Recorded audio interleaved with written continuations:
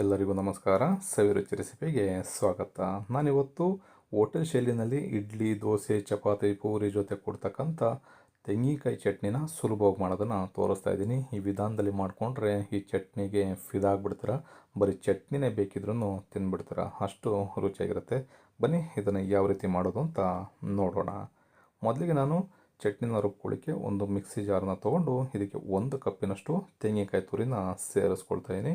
ಇದಕ್ಕೀಗ 1 table ಸ್ಪೂನಷ್ಟು ಹುರಿಗಡಲೆನ ಸೇರಿಸ್ಕೊಳ್ತಾ ಇದ್ದೀನಿ. 1/4 ಟೀ ಸ್ಪೂನಷ್ಟು ಜೀರಿಗೆ, 2 ಪೀಸು ಬೆಳ್ಳುಳ್ಳಿನ ಬಿಡಿಸಿ ಸೇರಿಸ್ಕೊಳ್ತಾ ಇದ್ದೀನಿ. ಹಸಿ ಶುಂಠಿನ ಅರ್ಧ ಇಂಚಿನಷ್ಟು ಸೇರಿಸ್ಕೊಳ್ತಾ ಇದ್ದೀನಿ. ಚಟ್ನಿಗಂತೂ ಬಹಳ ರುಚಿ ಕೊಡುತ್ತೆ ಈ ಹಸಿ ಶುಂಠಿ. ಇದಕ್ಕೀಗ ರುಚಿಗೆ ತಕ್ಕಷ್ಟು ಉಪ್ಪನ್ನು ಸೇರಿಸ್ಕೊಂಡು ಇದಕ್ಕೆ ಸ್ವಲ್ಪನೂ ಕೂಡ ನೀರನ್ನು ಬೆರೆಸಬಾರ್ದು. ಆ ರೀತಿಯಲ್ಲಿ ಈ ರೀತಿ ತರಿಯಾಗಿ ರುಬ್ಕೋಬೇಕು.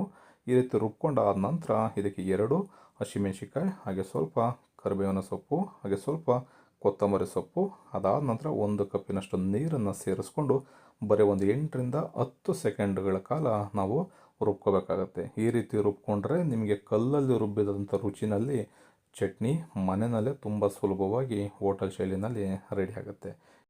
ಈ ರೀತಿ ಚಟ್ನಿನ ಮಾಡಿಕೊಂಡ್ರೆ ಚಪಾತಿ, ರೊಟ್ಟಿ, ಪೂರಿ, ದೋಸೆ, ಬಿಸಿ ಬಿಸಿ ಅನ್ನಕ್ಕೂ ಕೂಡ ಬಹಳ ರುಚಿಯಾಗಿರುತ್ತೆ. ಈಗ ಇದನ್ನು ಒಂದು ಬೌಲ್ಗೆ ಸರ್ವ್ ಮಾಡ್ಕೊಳ್ಳೋಣ.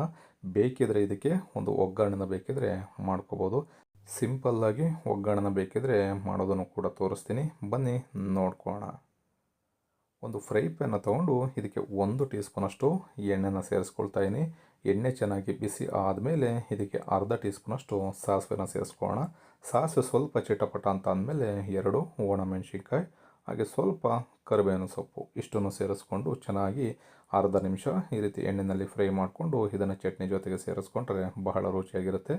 ಈ ವಿಧಾನದಲ್ಲಿ ಮರಿದೇನೆ ನೀವು ಕೂಡ ಚಟ್ನಿನ ಮನೆಯಲ್ಲಿ ಒಂದು ಸಲ ಮಾಡ್ಕೊಳ್ಳಿ. ಹೇಗಿತ್ತು ಅನ್ನೋದನ್ನು ಕಮೆಂಟ್ ಮಾಡಿ ತಿಳಿಸಿ.